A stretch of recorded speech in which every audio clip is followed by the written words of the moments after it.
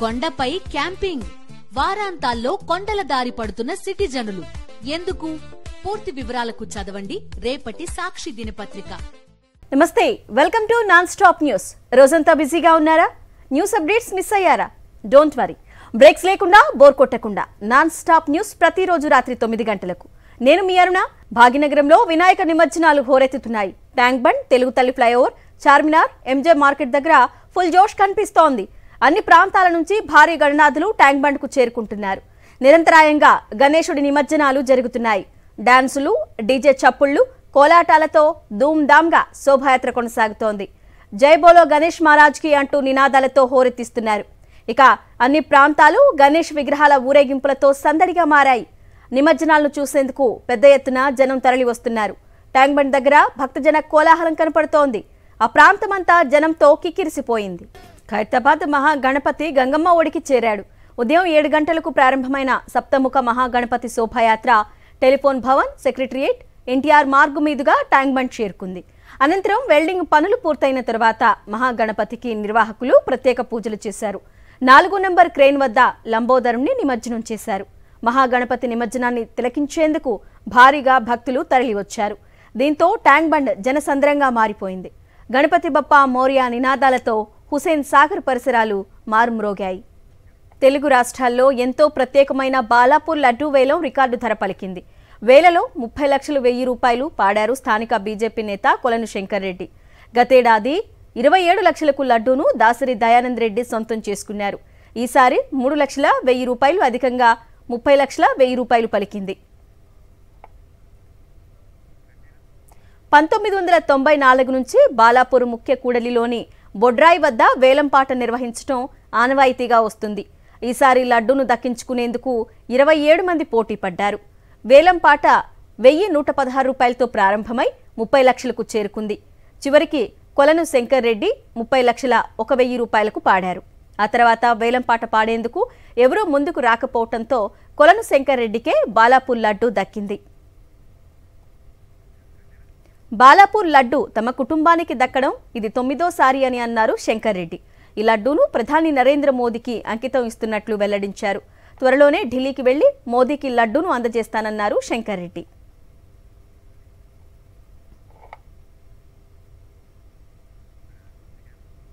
హైదరాబాద్లో గణేశుడి లడ్డు 1,87,00,000 పలికింది. అవును, బాలాపూర్ లడ్డూను మించిపోయింది.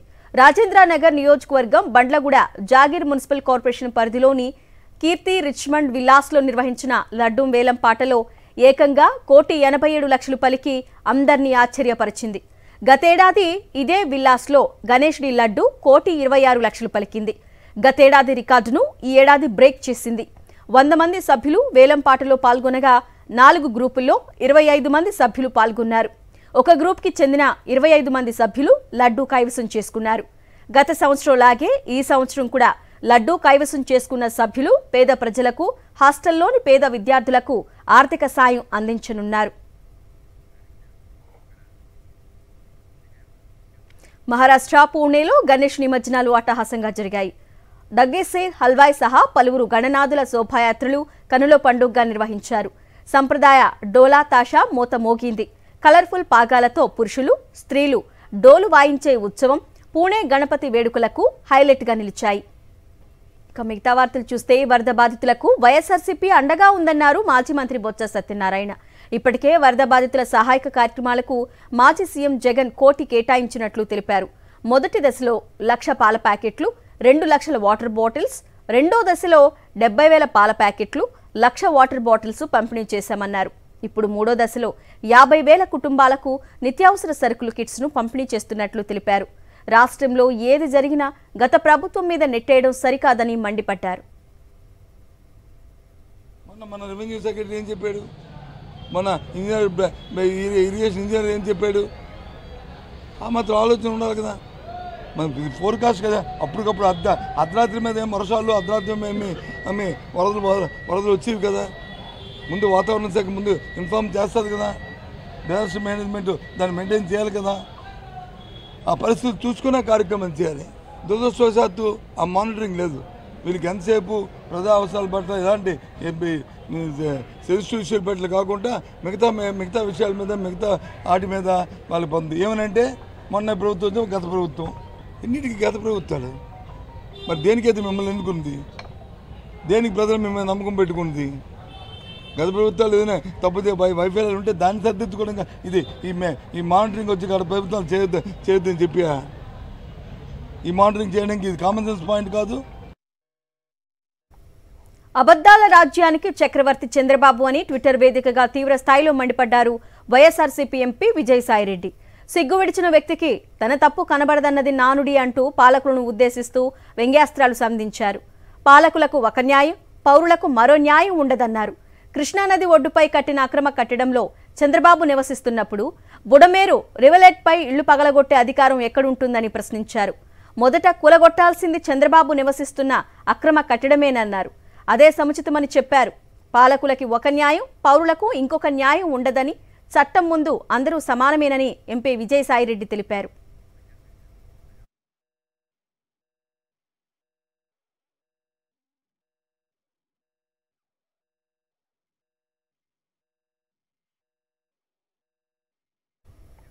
విజయవాడ తూర్పు నియోజకవర్గంలో వరద బాధితులకు వైఎస్ఆర్సీపీ తరపున ఇన్ఛార్జ్ దేవినేని అవినాష్ నిత్యావసర సరుకులను పంపిణీ చేశారు.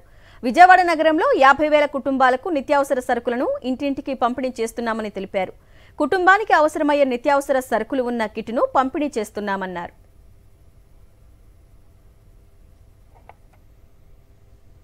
విజయవాడ నగరంలో 50,000 కుటుంబాలకి 3 నియోజకవర్గాలకు సంబంధించి 50,000 కుటుంబాలకి నిత్యావసర సరుకులు ఈరోజు జగన్మోహన్ రెడ్డి గారు ఒక నాయకత్వంలో ఈరోజు అందజేస్తున్నారు జరుగుతాను.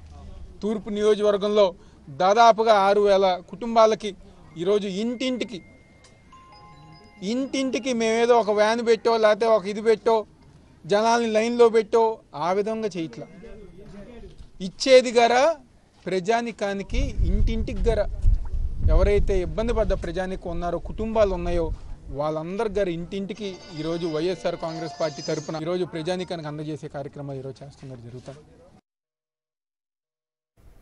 విశాఖ స్టీల్ ప్లాంట్ కార్మికులపై జనసేన నేత బొలిశెట్టి సత్యనారాయణ చేసిన వ్యాఖ్యలను వైఎస్ఆర్సీపీ నేత రాజ్యసభ సభ్యులు గొల్ల బాబురావు తప్పుపట్టారు.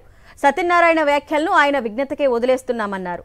అన్నం పెట్టే స్టీల్ ప్లాంట్కు కార్మికులు అన్యాయం చేస్తారంటే ప్రజలెవరూ నమ్మే పరిస్థితిలో లేరని చెప్పారు. కార్మికులు వైఎస్ఆర్సీపీ నేతల పోరాటాలతోనే ఇంతకాలం స్టీల్ ప్లాంట్ ప్రైవేటీకరణ జరగకుండా ఆగిందన్నారు. ప్లాంట్ ప్రైవేటీకరణ జరగకుండా అడ్డుకుంటామని ఎన్నికలకు ముందు చంద్రబాబు, పవన్ కళ్యాణ్ చెప్పిన మాటను నిలబెట్టుకోవాలని డిమాండ్ చేశారు.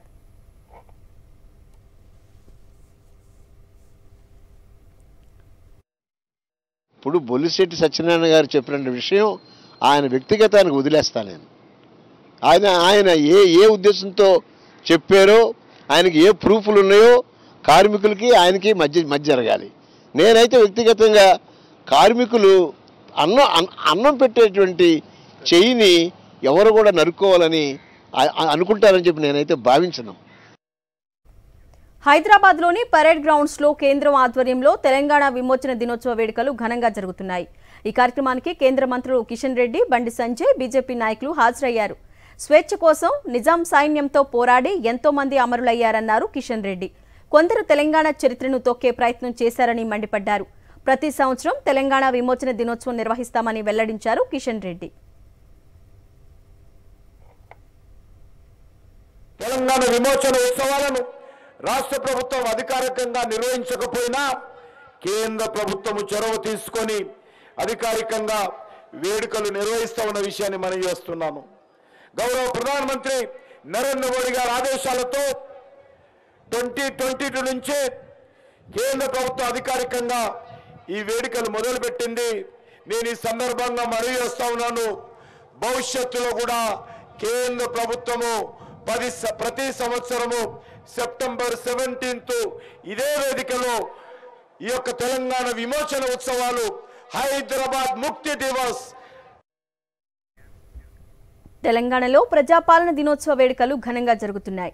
సెప్టెంబర్ 17 సందర్భంగా ప్రభుత్వ ఆధ్వర్యంలో వేడుకలను నిర్వహించారు. సీఎం రేవంత్ రెడ్డి హైదరాబాద్లోని గన్ పార్క్ వద్దకు చేరుకొని అమరవీరులకు నివాళులు అర్పించారు. ఆ తర్వాత పబ్లిక్ గార్డెన్కు చేరుకొని పోలీసుల గౌరవ వందనం స్వీకరించారు. అనంతరం జాతీయ జెండాను ఎగరవేశారు.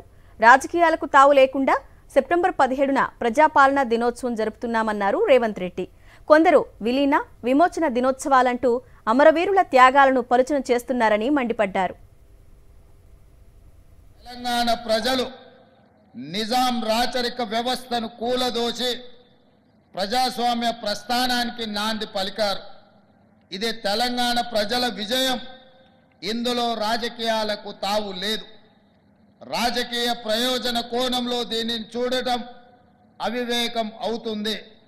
విలీనమని ఒకరు, విమోచనమని మరొకరు స్వప్రయోజనాల కోసం నాటి అమరుల త్యాగాలను పలుచన చేసేలా ప్రవర్తించడం సరికాదని ప్రజాప్రభుత్వం భావిస్తుంది.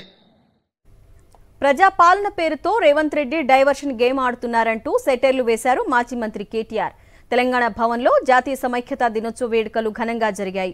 సెప్టెంబర్ 17 కావడంతో బీఆర్ఎస్ ఈ వేడుకలను నిర్వహించింది. బీఆర్ఎస్ వర్కింగ్ ప్రెసిడెంట్ కేటీఆర్ జాతీయ జెండాను ఎగురవేశారు. రేవంత్ రెడ్డి పరిపాలన మీద దృష్టి పెట్టాలని సూచించారు. రాష్ట్రంలో ఒకవైపు హెల్త్ ఎమర్జెన్సీ పెట్టే పరిస్థితి ఉన్నది. అంత దారుణమైన పరిస్థితులు వాళ్ళ పిల్లలు ఎక్కడ చూసినా ప్రతి ఇంట్లో జ్వరాలతో అతలాకుతలం అవుతున్నారు. ఇవన్నీ ఒకవైపు ఉంటే పాలనను పక్కన పెట్టి కేవలం కేసీఆర్ను బీఆర్ఎస్ పార్టీని తెల్లారి లేస్తే తిట్టడమే ఒక పనిగా పెట్టుకొని ఒక పనికిమాలిన పాలన నడుపుతున్న రేవంత్ రెడ్డి గారికి ఇవాళ ప్రజాపాలనా దినోత్సవం జరుపుతా ఉన్నాడు. అందుకే ఇవన్నీ చెప్తా ఉన్నాడు. ఈ సెప్టెంబర్ 17ను ప్రజాపాలనా దినోత్సవం అంటున్నాడు. ఈ రాష్ట్రంలో ఇంతవరకు పాలన అనేదే లేదు. టాలీవుడ్ ఇండస్ట్రీలో దుమారం రేగుతోంది. రంగుల ప్రపంచం వెనుక మహిళలపై జరుగుతున్న అఘాయిత్యాలు ఒక్కొక్కటి వెలుగులోకి వస్తున్నాయి. ఇండస్ట్రీలో మహిళలను చిన్నచూపు చూస్తున్నారు. వారిపై వేధింపులు జరుగుతున్నాయని ఎన్నో రోజులుగా ప్రచారం సాగుతోంది. ఇప్పుడు అవి నిజమని నిరూపితమవుతున్నాయి. ఏకంగా సినీ ఇండస్ట్రీ పెద్దలే ఈ విషయాన్ని అంగీకరించారు. మహిళలపై జరుగుతున్న అఘాయిత్యాలు, వేధింపులను ఎదుర్కొనేందుకు ఏర్పాటు చేసిన కమిటీ దీనిని మరోసారి నిర్ధారించింది. తాజాగా కొరియోగ్రాఫర్, జనసేన నేత జానీ మాస్టర్ లైంగిక వేధింపుల కేసు టాలీవుడ్లో తీవ్ర చర్చనీయాంశంగా మారింది. లైంగిక వేధింపులపై prevention provision of sexual harassment at work place guidelines ప్రకారం కమిటీ విచారణ చేస్తుందని టాలీవుడ్ నటి ఝాన్సీ తెలిపింది. Child at the time that she was a minor. అమ్మాయి ఎక్స్ప్లెయిన్ చేసినటువంటి course is a period between 16 to 21 జరిగినటువంటి హారాస్మెంట్. అది సిస్టమిక్గా జరిగింది. How it started, how it ended మధ్యలో చాలా స్టోరీ ఉంది. ఇది కేవలం sexual harassment at work place under one పవర్లో ఉన్నటువంటిది మాత్రమే కాదు, దీనిలో అదర్ లీగల్ కోర్సెస్ కూడా చాలా చాలా ఇంపార్టెంట్గా తీసుకోవాల్సింది ఉంది. So the committee has every right to say you have to seek a legal respite. Cine ఇండస్ట్రీలో లైంగిక వేధింపులు జరుగుతున్నాయని ఒప్పుకున్నారు ప్రముఖ దర్శకుడు తమ్మారెడ్డి భరద్వాజ. ఇండస్ట్రీలో ఆడపిల్లలను ఇష్టం వచ్చినట్లు వాడుకుంటున్నారని ఆవేదన వ్యక్తం చేశారు. సినీ ఇండస్ట్రీలో పనిచేస్తున్న మహిళలకు ధైర్యం ఇవ్వలేకపోతున్నామన్నారు. వేధింపులు, లైంగిక దాడులు ఘటనలు జరిగినప్పుడు వారికి న్యాయం చేస్తామన్న ధైర్యం ఇవ్వలేకపోతున్నామన్నారు. చాలా కేసులు బయటకు రావటం లేదని చెప్పారు. తమ వద్దకు వచ్చిన కేసులను పరిష్కరిస్తున్నామని, తమపై కూడా తీవ్ర ఒత్తిళ్లు ఉన్నాయన్నారు తమ్మారెడ్డి భరద్వాజ. ఎప్పటికప్పుడు చేస్తున్నాం కానీ ఉమెన్కి, ఇందులో పనిచేస్తున్న ఉమెన్కి నిజంగా ఒక ధైర్యం ఇవ్వలేకపోతున్నాం.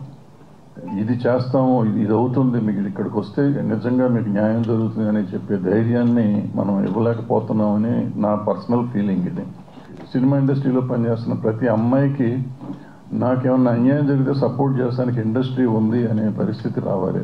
ఆ ధైర్యం రాకపోతే ఈ ఆడపిల్లల్ని విచిత్రంగా వాళ్ళు ఇష్టం వచ్చినట్టు వాడుకోవటం అనేది కొంచెం ఎక్కువ.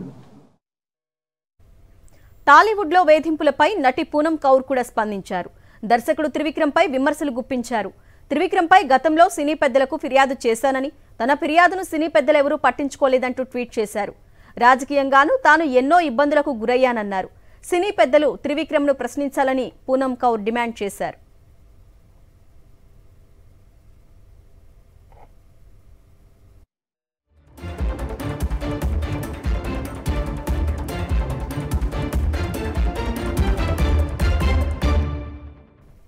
నేషనల్ అప్డేట్స్ చూస్తే దేశ రాజధానిలో రాజకీయం రసవత్తరంగా మారింది. ఢిల్లీ ముఖ్యమంత్రి పదవికి అరవింద్ కేజ్రీవాల్ రాజీనామా చేశారు. లెఫ్టినెంట్ గవర్నర్ వికే సక్సేనా నివాసానికి వెళ్లి రాజీనామా లేఖ అందజేశారు. ఆయనతో పాటు అతీషి, మనీష్ సిసోడియా కూడా ఎల్జీని కలిశారు. ఈ సందర్భంగా కొత్త ప్రభుత్వం ఏర్పాటుకు అనుమతి కోరారు ఆప్ శాసనసభాపక్ష నేత అతీషి. వీలైనంత త్వరగా ప్రభుత్వ ఏర్పాటుకు అనుమతి ఇవ్వాలని విజ్ఞప్తి చేశారు. కేజ్రీవాల్ వారసురాలు ఖరారైంది. ఢిల్లీ నూతన ముఖ్యమంత్రిగా అతీషి మర్లేనా నింగ్ బాధ్యతలు చేపట్టనున్నారు. ఆమ్ ఆద్మీ పార్టీ శాసనసభాపక్షం ఈ మేరకు ఏకగ్రీవంగా నిర్ణయం తీసుకుంది. ఆప్ ఎల్పీ సమావేశంలో సీఎం పదవికి అతీషి పేరును ప్రతిపాదించారు పార్టీ జాతీయ కన్వీనర్ అరవింద్ కేజ్రీవాల్. దీనికి ఆప్ ఎమ్మెల్యేలు ఏకగ్రీవంగా ఆమోదం తెలిపారు. అతీషిని ఆప్ శాసనసభాపక్ష నేతగా ఎన్నుకున్నారు. రేపు అతీషి ముఖ్యమంత్రిగా ప్రమాణ స్వీకారం చేసే అవకాశం ఉంది. సుష్మా స్వరాజ్, షీలా దీక్షిత్ తర్వాత ఢిల్లీకి 3వ మహిళా సీఎం కాబోతున్నారు అతీషి. కేజ్రీవాల్ ను మళ్లీ ఢిల్లీ ముఖ్యమంత్రి పీఠంపై కూర్చోబెట్టడమే తన లక్ష్యమని స్పష్టం చేశారు అతీషి సింగ్. ఆప్ శాసనసభాపక్ష నేతగా ఎన్నికైన తర్వాత ఆమె మీడియాతో మాట్లాడారు. బీజేపీ కుట్రలను దాటుకొని ఢిల్లీ ప్రజలకు సేవ చేయటమే తన ఎజెండా అని చెప్పారు. ये सिर्फ आम आदमी पार्टी में हो सकता है, अरविंद केजरीवाल जी के नेतृत्व में हो सकता है कि एक फर्स्ट टाइम पॉलिटिशियन एक राज्य की मुख्यमंत्री बने. मैं एक सामान्य परिवार से आती हूँ. शायद किसी और पार्टी में होती तो चुनाव की टिकट भी नहीं मिलती, लेकिन अरविंद केजरीवाल जी ने मुझ पर भरोसा किया, मुझे विधायक बनाया, मुझे मंत्री बनाया और आज मुख्यमंत्री बनने की जिम्मेदारी दी है. तो दिल्ली के लोग, आम आदमी पार्टी के विधायक और मैं अगले कुछ महीनों तक, चुनाव तक मुख्यमंत्री होने के नाते अब एक ही उद्देश्य से काम करेंगे कि हमें अरविंद केजरीवाल जी को फिर से दिल्ली का मुख्यमंत्री बनाना है. ఢిల్లీ నూతన ముఖ్యమంత్రిగా అతీషి ఎంపికపై విమర్శలు ఎక్కుపెట్టింది బీజేపీ. ఆమె తోలుబొమ్మ సీఎం అంటూ సెటైర్లు వేసింది. ఈ మేరకు కేజ్రీవాల్ అతీషి ఫోటోలను ఎక్స్లో షేర్ చేసింది ఢిల్లీ బీజేపీ. పప్పెట్ సీఎం అని క్యాప్షన్ పెట్టింది. అతీషి పేరుకే ముఖ్యమంత్రి అని, కేజ్రీవాల్ ఆమెను కీలుబొమ్మను చేసి ఆడిస్తారంటూ విమర్శలు గుప్పించారు ఢిల్లీ బీజేపీ నేతలు. పుట్టినరోజున ప్రజాసేవకే అంకితమయ్యారు ప్రధాని నరేంద్ర మోదీ. ఒడిశా రాజధాని భువనేశ్వర్లో పర్యటించిన ప్రధాని 2,800 కోట్ల విలువైన అభివృద్ధి సంక్షేమ కార్యక్రమాలకు శంకుస్థాపనలు చేశారు. మహిళల కోసం సుభద్ర పథకాన్ని ప్రారంభించారు. ఒడిశాలో అధికారంలోకి రాగానే మహిళల ఖాతాల్లోకి ఏడాదికి 10,000 జమ చేస్తామని అసెంబ్లీ ఎన్నికల్లో హామీ ఇచ్చింది బీజేపీ. దీనికి సుభద్ర పథకంగా పేరు పెట్టింది. తాజాగా ఈ స్కీమ్ను ప్రారంభించారు ప్రధాని మోదీ. అలాగే ప్రధానమంత్రి ఆవాస్ యోజన లబ్ధిదారులతో ముచ్చటించారు. నూతన గృహాల తాళాలు అందజేశారు.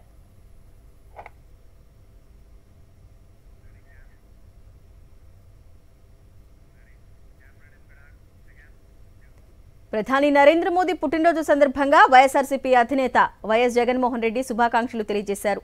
ఆరోగ్యంతో సంతోషంగా ఉండాలని ఆకాంక్షించారు. ఈ మేరకు ఎక్స్లో ట్వీట్ చేశారు వైఎస్ జగన్.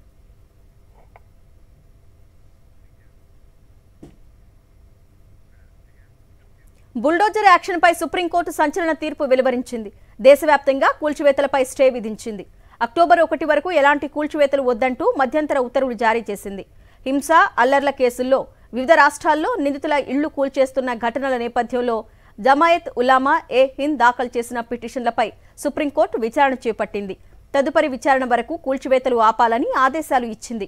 ఇప్పటికే నోటీసులు ఇచ్చిన కేసుల్లో ఇబ్బందులు తలెత్తుతాయని ఎస్జీ తుషార్ మెహతా కోర్టుకు నివేదించారు.